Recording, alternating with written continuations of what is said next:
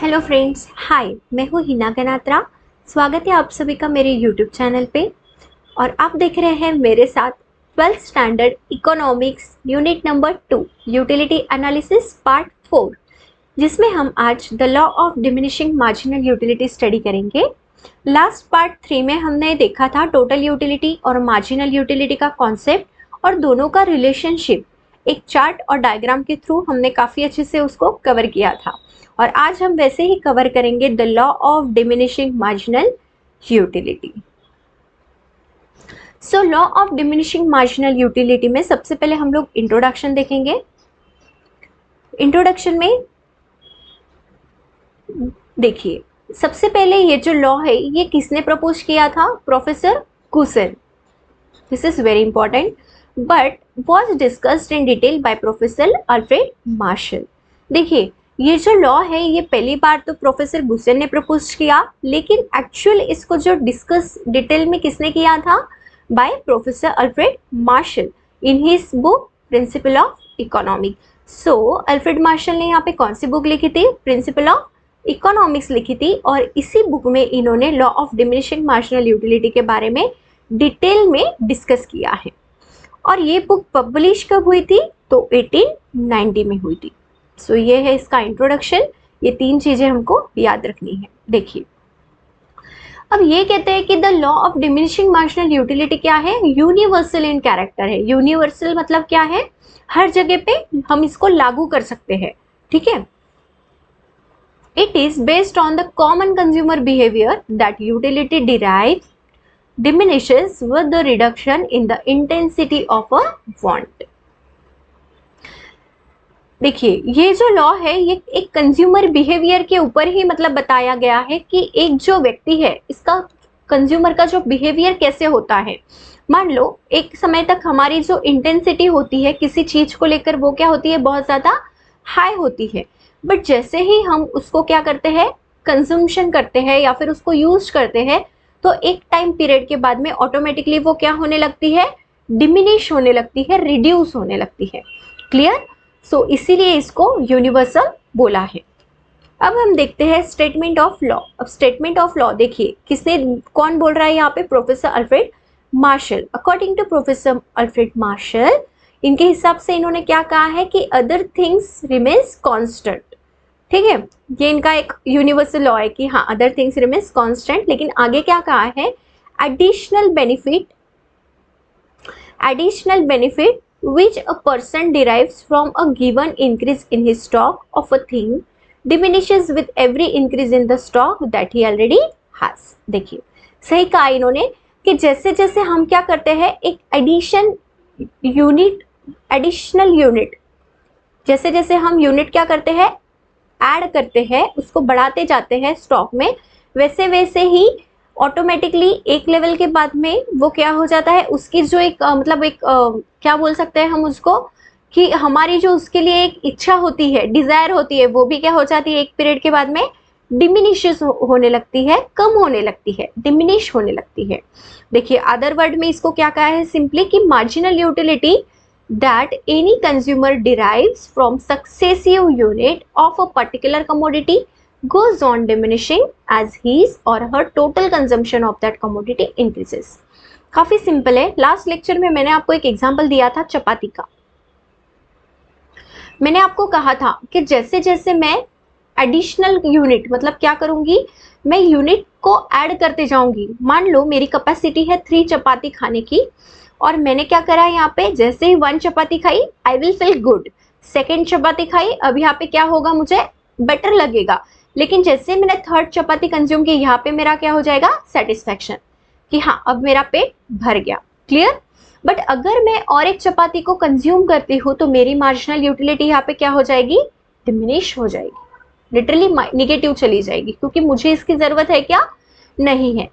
सो ये क्या है कि टोटल कंजम्पशन आप जैसे जैसे करोगे कमोडिटी का, वैसे वैसे ही आपकी जो कैपेसिटी है वो भी क्या होगी? डिमिनिश हो जाएगी। In short, the more of a thing you have the less you want to have more of it. Correct है। जितना आपके पास में होगा, क्लियर, उतना आपको उसको लेकर क्या हो जाएगा? बाद में आप उस चीज को फिर यूज करना या फिर कंज्यूम करना पसंद नहीं करोगे। सिंपल है। क्लियर, मतलब जब तक वो आपके पास में नहीं होगा तब तक आपको लगेगा कि हाँ मुझे चाहिए चाहिए, लेकिन जैसे ही एक बार आपको मिल गया, आपने उसको लेना स्टार्ट किया, कंज्यूम करना स्टार्ट किया, आफ्टर पीरियड ऑफ टाइम आपको क्या होगा उससे, मतलब आपको लगेगा कि नहीं यार बस अब हो गया, अब नहीं चाहिए। क्लियर। देखिए अब हम क्या करेंगे, अजम्पशन को तो हम बाद में देखेंगे, बट उससे पहले इस law of diminishing marginal utility को हुई एक चार्ट और डायग्राम के थ्रू कवर करते हैं। देखो सबसे पहले अब यहाँ पे एक एग्जाम्पल लिया है, हमने लास्ट लेक्चर में भी देखा था कि यहाँ पे यूनिट ऑफ एक्स है, इसको सिंपली आप क्या करो, सिंपल रखने के लिए इसको एप्पल बोल दो। ये कमोडिटी है, गुड है, गुड्स है, एप्पल है, मेरे पास एप्पल है। अब सबसे पहले मैं फर्स्ट एप्पल जैसे ही कंज्यूम करूंगी तो मेरी मार्जिनल यूटिलिटी कितनी रहेगी, यहाँ पे 10 रहेगी। अगेन जैसे ही मैंने सेकेंड यूनिट को, मतलब सेकेंड एप्पल को कंज्यूम किया, मेरी मार्जिनल यूटिलिटी क्या होना शुरू हो गई, यहाँ पे कम होना शुरू हो गई। देखो 2 से क्या हो गई, कम हो गई। अगेन मैंने 1 यूनिट को कंज्यूम किया, मेरी मार्जिनल यूटिलिटी और क्या हो गई, कम हो गई। Again I consume 1 more unit, तो मेरी मार्जिनल यूटिलिटी क्या हो जाएगी, अगेन कम हो जाएगी। वैसे ही एक लेवल ऐसा आएगा जहां पे मेरी मार्जिनल यूटिलिटी क्या हो जाएगी, 0। क्लियर। यहाँ पे तो पॉजिटिव थी, बट यहाँ पे क्या हो रही थी, डिमिनिश होना शुरू हो गई थी। बट एक लेवल पे मेरी मार्जिनल यूटिलिटी क्या हो गई, 0 हो गई। अब यहाँ पे जबरदस्ती अगर फिर भी मैंने 1 यूनिट कंज्यूम कर लिया, 7 यूनिट मतलब 7 एप्पल्स कंज्यूम कर लिए, तो मेरी यहाँ पे मार्जिनल यूटिलिटी क्या हो जाएगी, लिटरली निगेटिव हो जाएगी। ओवरडोज हो गया ना, डिससेटिस्फेक्शन हो गया। देखिए सिंपल है, तो मार्जिनल यूटिलिटी सबसे पहले क्या होती है, एक स्टेज तक आप देखोगे तो डिमिनिश होगी, सेकेंड स्टेज में क्या हो जाएगी, वो 0 हो जाएगी, और थर्ड स्टेज पे क्या हो जाएगी, वो नेगेटिव हो जाएगी। The table shows that marginal utility keeps on diminishing with increase in consumption. Further it becomes 0 and then negative. क्या बोला कि टेबल में हमने देखा कि मार्जिनल यूटिलिटी क्या हो जाती है, डिमिनिश तो होती है। यहाँ पे हमने देखा कि एक लेवल तक वो डिमिनिश होगी, लेकिन उसके बाद में क्या हो जाएगा, जैसे जैसे आप कंजम्पशन इंक्रीज करोगे मतलब क्या, जैसे जैसे आप एडिशनल यूनिट कंज्यूम करोगे वैसे वैसे वो क्या होगी, कम तो होगी, बट एक लेवल पे 0 भी होगी और उसके बाद में निगेटिव भी हो जाएगी। यहाँ पे चार्ट दिया है, देखो अब यहाँ पे चार्ट में सबसे पहले तो यूनिट्स लिख लेना, और जो नंबर्स हमने लिए हैं ये लिख लो। आप इसको आपके मन से भी ले सकते हो। फॉर एग्जाम्पल अगर आपको ये नहीं लेना है तो आप यहाँ पे क्या लिख सकते हो, 7 है ना, तो चलो अपन इसको 35 से स्टार्ट करते हैं। 35 ले लिया, फिर 25 ले लिया, फिर 15 ले लिया, फिर क्या ले लिया आपने, इसको 5 ले लिया, फिर एक लेवल पे क्या हो गई है, 0 हो गई, और यहाँ पे क्या हो गई है, -5। ऐसे ही आपके ऊपर है आपको कितना यूनिट लेना है और आपको यहाँ पे कौन सा अमाउंट लेना है। क्लियर। यहाँ पे सिंपली आप आपके हिसाब से कोई भी नंबर्स को ले सकते हो, और जिसको लोगे उसी को यहाँ पे चार्ट में क्या करो, ड्रॉ करो। देखो एक्स एक्सिस पे क्या आएगा, units of commodity x, x क्या है हमारा, एप्पल। आज तो बहुत एप्पल खा लिए है ना और वाई एक्सिस पे हमने क्या लिया, मार्जिनल यूटिलिटी। देखो जैसे ही मैंने फर्स्ट यूनिट को कंज्यूम किया था, मेरी मार्जिनल यूटिलिटी कितनी थी, 10। उसके बाद में जब मैंने सेकेंड यूनिट कंज्यूम किया तो मार्जिनल यूटिलिटी कितनी हो गई थी मेरी, 8, देन 6 हो गई थी, देन 4, देन 2, और एक लेवल पे क्या हो गई थी मेरी मार्जिनल यूटिलिटी, 0, और उसके बाद तो क्या हो गई थी, निगेटिव। और इसको आप क्या करोगे, सिंपली हैंड से क्या करोगे, इसको इसे ज्वाइन कर देना। और ये जो डाउनवर्ड स्लोप बना, ये कौन सा स्लोप है, डाउनवर्ड, कम हो रही है ना, इसलिए इसको हम क्या बोलेंगे, डाउनवर्ड बोलेंगे। और ये डाउनवर्ड जो आपने स्लोप निकाला, ये स्लोप क्या है आपका, marginal utility curve. Is it clear. Explanation. In the above diagram, units of commodity X are measured on X-axis. Yes, X पे लिया हमने इसको, और marginal utility is measured on Y-axis. Marginal utility को Y पे लिया. Various point of MU are plotted on a graph as per the given schedule. Schedule के हिसाब से हमने क्या किया, इसको एक ग्राफ पे मतलब हमने क्या किया, इसको प्लॉट कर दिया, ठीक है, ग्राफ निकाल लिया। When the locus of all the point is joined, देखो जब हमने ये जो सारे पॉइंट्स है इन सबको क्या कर दिया, ज्वाइन कर दिया, सो MU कर्व इज डिराइव्ड। इससे हमको क्या मिला, मार्जिनल यूटिलिटी कर्व मिला। अब देखो marginal utility curve slopes downward from left to right. याद रखो, मार्जिनल यूटिलिटी कर्व कैसा होता है? डाउनवर्ड होता है, फ्रॉम लेफ्ट टू राइट होता है। which shows that marginal utility goes on diminishing with every successive unit in the consumption of a commodity।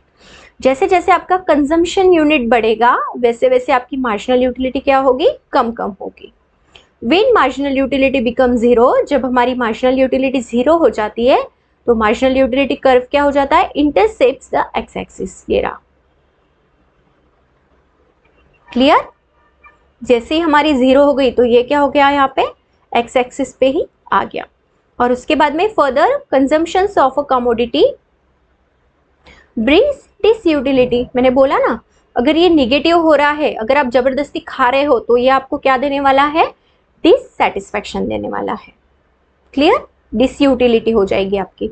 और which is shown by the shaded portion in the diagram. ये देखो, यहाँ पे इन्होंने specially इसको मस्त शेड वेड करा है।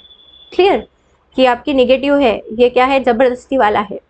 यहाँ पे क्या हो गई आपकी? डिसयूटिलिटी। क्लियर?